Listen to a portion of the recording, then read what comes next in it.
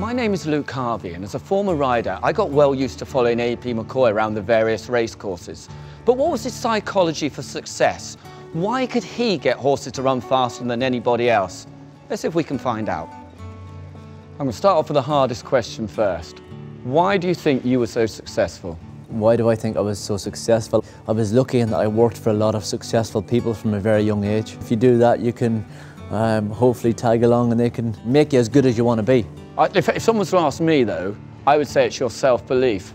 For the 20 years that I was champion jockey, the moment I got on a horse, I was totally convinced that I was in control and that I was as good, if not better, than anyone else. My mindset was that I genuinely out thinking every horse I rode that I was going to win on it. Did that go through to the horse, do you think? That energy? Look, I think whatever walk of life you try and be successful in, you have to be positive to make that happen. So you have to go out with the belief that you can make it happen. You know, you have to have that ambition or that drive to think that I'm going to be better tomorrow than I was yesterday, you know. Is that the driving force then, not wanting to fail? I've said it to numerous people since I've retired. There is nothing like winning. The enjoyment of winning is something that can never be replaced. So you were competing against yourself rather than, you know, the fellow jockeys. I often think to be successful you have to have a vision or a picture, or you have to have a target. And normally the target is the person who wins more than everyone else. And at that time, Richard Dunwoody was champion jockey. He had won more than everyone else. I studied everything he did. I wanted to know what made him more successful than everyone else, what was his mindset. And after I was lucky enough to be champion jockey, and you know, you look at people's records, when you break people's records, then you do compete against yourself. You fed off success as well. Success breeds success, doesn't it? Yeah, success breeds success. You know, from a young age, you know, when I had my first win or two, I'm thinking, God, I want a bit more of that. And then when you get it a little bit more regularly, then you get to the point where you need it, you know, and then the need becomes a greed. And I don't know what the difference is where it's needed or greed, but you want it every day. And I do think that with really successful people, I think you have to have the ability to stay very level, not ever think that you've actually made it.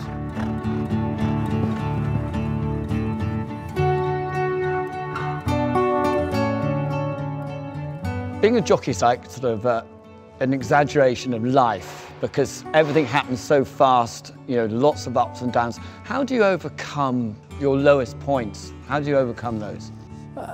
That's the thing. I mean, there will always be doubt. How do I make it better? I used to watch replays of horse racing. I used to analyse things. I used to see, like, you know, what little point of that race or what point of that can I make sure that I don't make the same mistake twice. You have to be prepared to think of something that might work better than you did before.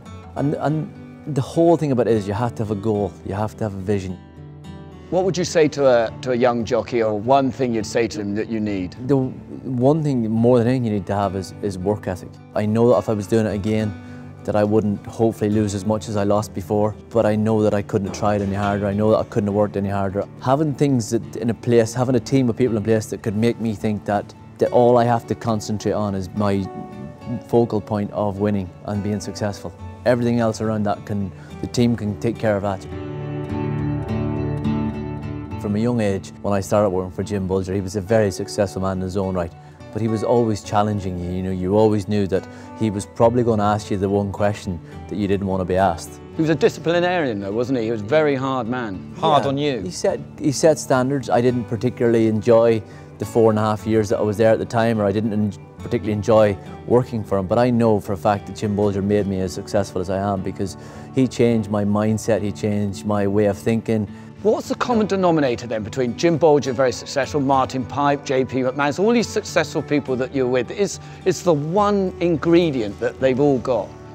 They have the ability to think forwardly and think that I'm going to find an edge. I'm going to find a reason why that I can make things happen quicker and better and easier than everyone else. So chatting to you then, there is no shortcut to success, is there? No, there's definitely no shortcuts to success. Look, you definitely have to put in the hard work, the dedication, the hours. You have to have the discipline. I know that I left nothing behind. I know that I didn't take days off. I know that I give my career everything. I didn't take any shortcuts. And what about this place? I mean, what do you do? You know, you're still getting up early in the morning. You're still working hard. Oh yeah, you have to have a purpose in life. You know, you have to have a purpose in life, and you know, have to have some satisfaction in life, which I do. It's funny, isn't it? You've gone from sort of making these things run really fast to, you know... Talking to you. You're talking to me.